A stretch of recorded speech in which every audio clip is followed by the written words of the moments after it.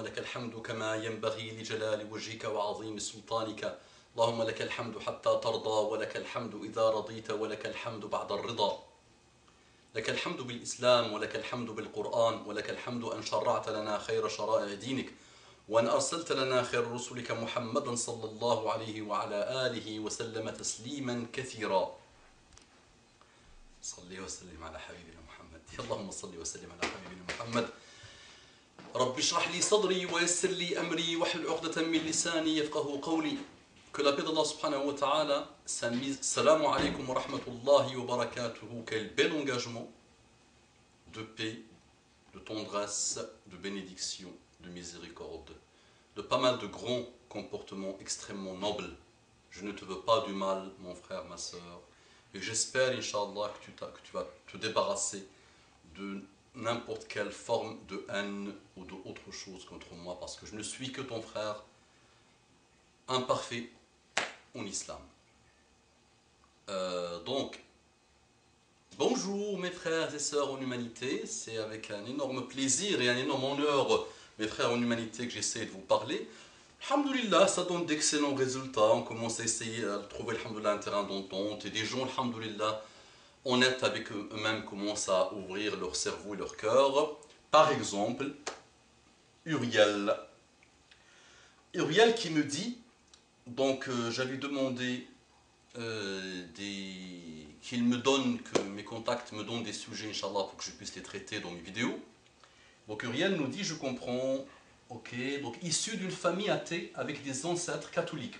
Je m'intéresse beaucoup à l'islam, mes parents verraient cela un peu comme une trahison. J'essaie de faire ouvrir les yeux à mes parents sur la religion, mais mon père reste sur ses préjugés qui sont que la femme musulmane est soumise à l'homme et a le droit de tout sur elle.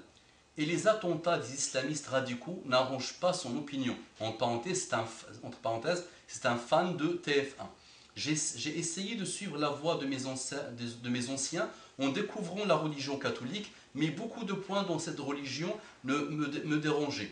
Et depuis que je lis les posts de l'Oasis de l'Excellence et que je parle de religion avec mon ami, je me sens bien. J'en ai en quelque sorte besoin pour m'apaiser et beaucoup de principes me plaisent. Il y a un livre qui est Prisonnière des Mollahs, qui m'a aidé à voir les différences entre les extrémistes et les musulmans, et comment avec des idées plus politiques que religieuses, les extrémistes se sont imposés.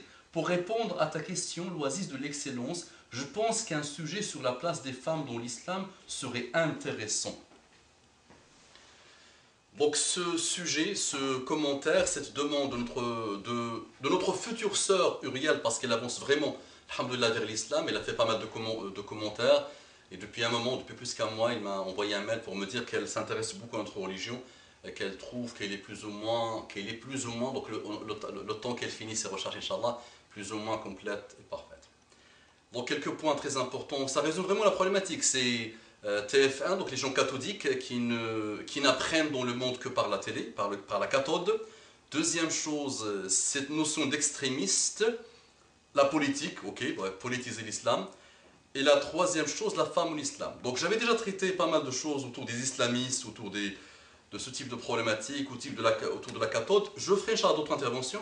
Ce qui m'intéresse aujourd'hui dans cette intervention, c'est de répondre à la problématique lancée par Uriel, qui est la femme musulmane. Muhammad sallallahu alayhi wa sallam, notre seule référence, nous n'avons pas d'autres références que lui, ça il faut le savoir les amis. Et lui c'est un Coran ambulant. Donc Muhammad sallallahu alayhi wa sallam, si vous ne le savez pas, aimer les femmes, la chose la plus proche de son cœur à lui dans ce bas monde, c'était quoi?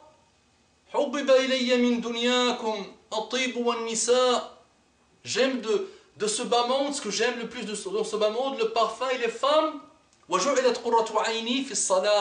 Et Allah a mis la prunelle de mes yeux dans la prière. On a déjà parlé de la prière et cette relation, cette connexion avec Allah subhanahu wa ta'ala. Mais la femme, Muhammad sallallahu alayhi wa sallam dit, les femmes sont les consorts des hommes. Mais nous sommes égaux, ça on a oublié de vous le dire, les médias ont oublié de vous le dire.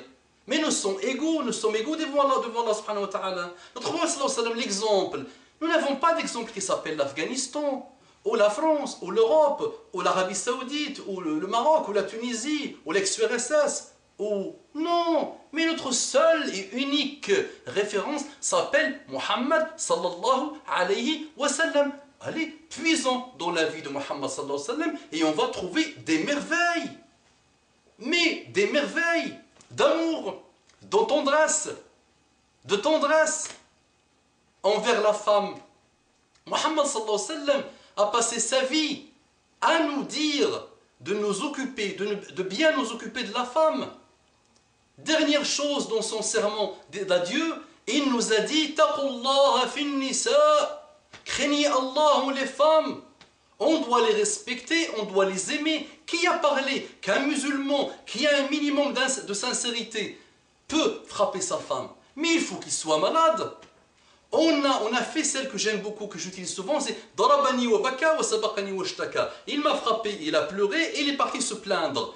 Mais ceux qui frappent leurs femmes en général n'ont rien à voir avec l'islam. J'avais oublié de vous le dire. Uriel, sache, crois-moi, sincérité totale. Je te parle de mon cœur, de plus profond de mon cœur. Va dans des pays, Mauritanie, Maroc, Arabie Saoudite, dans n'importe quel pays du monde, l'Iran, n'importe quel pays du monde. Dès que tu vois que le musulman a un minimum de crainte d'Allah subhanahu wa ta'ala, et ça se sent, ça se voit dans sa pratique, dans son comportement. Le comportement est la traduction de la crainte d'Allah subhanahu wa ta'ala. Tu vas voir que sa femme est la plus heureuse du monde. Moi j'ai entendu, j'ai commencé à entendre que la femme est tapée et tabassée par l'homme. Je vous le jure par Allah, que j'ai commencé à entendre de parler de ça quand je suis arrivé en France. Moi dans mon entourage, dans mon désert à moi, je n'entendais pas cette notion. Il y avait des cas vraiment très peu, très isolés. Mais nous, la femme, c'est la reine, c'est la lionne de la maison. Muhammad sallallahu alayhi wa sallam nous a demandé Ad-dunya mata'un wa khayru mata'iha al-mar'atu as-salihah. Ad-dunya, c'est quelque chose d'éphémère. Et la plus belle chose, la chose la plus importante dans le bas monde, c'est le mar'a as-salihah. C'est la femme pieuse. Ça, c'est Muhammad sallallahu alayhi wa sallam. Nous sommes égaux. Wallah, j'ai lu un livre, un des plus beaux livres, je ne sais pas s'il a été traduit ou pas, sur la femme, la position de la femme musulmane. Il s'appelle La position de la femme musulmane, de Burchal, il s'appelle. Je vais, Inch'Allah, poster son nom, mais c'est une perfection totale. Et il a tout étudié, il nous a montré par A plus B, démontré par A plus B, mais nous n'avons même plus besoin de livres et de ce type de choses, on a juste besoin de voir Muhammad sallallahu alayhi wa sallam. Si TF1 nous dit que Muhammad sallallahu alayhi wa sallam a pris son bâton et il a tabassé une femme, bismillah, bismillah, on devient, nous, on adopte le système que vous nous voulez. Mais n'oubliez pas, quel système a donné tous les droits à la femme depuis 1400 ans? C'est l'islam. Mais même les orientalistes n'osent même plus ouvrir leur sale bouche pour parler de l'islam maintenant. Même les orientalistes qui ont étudié l'islam, maintenant ferment leur bouche. Maintenant il y a juste les petits médias sionistes qui vous remplissent le cœur et le cerveau par des bêtises. Mais même les orientalistes ont vu finalement, alhamdoulilah, que depuis 1400 ans, quand l'Europe était dans les ténèbres, des ténèbres. Mais lisez l'histoire. Vous savez que l'Église, il y a un siècle ou deux, ils se réunissaient pour savoir si la femme avait une âme ou pas. Et c'était considéré comme quelque chose qui n'avait pas une âme. Ils se réunissaient juste pour vérifier, pour dire, pour décider si la femme a une âme ou pas. La femme était utilisée comme un héritage avant l'arrivée de Muhammad sallallahu alayhi wa sallam, avant l'arrivée de l'islam. De Gaulle a dit, les ministres de De Gaulle ont dit, il y a une soixantaine d'années quand De Gaulle a voulu leur donner le droit de vote, il a dit, les ministres ont dit, laissez les putes à leur place, excusez-moi. Muhammad sallallahu alayhi wa sallam leur a donné le droit de vote. Ah oui, ça, vous le découvrez ça là, vous êtes en train de vous dresser vos cheveux sont en train de se dresser. Maintenant, lisez s'il vous plaît. Essayons de lire l'islam par ses sources et après on attaque. Donc le père de monsieur Uriel, arrête d'être un catholique, ouvre ton cœur, bismillah, viens, on va t'expliquer. Si tu as la flemme de lire des livres, moi je vais t'expliquer, Inch'Allah, je te consacre le temps que tu veux, je vais t'expliquer. Si tu me trouves dans le comportement de Muhammad sallallahu alayhi wa sallam, un atome mauvais avec la femme, je te donne ce que tu veux. Allez, que Allah guide Uriel, que Allah guide Uriel. أقول قولي هذا واستغفر الله لكم فاستغفروه إنه كان غفورا رحيما. اللهم صل على محمد النبي الأمي وعلى آله وسلم تسليما كثيرا.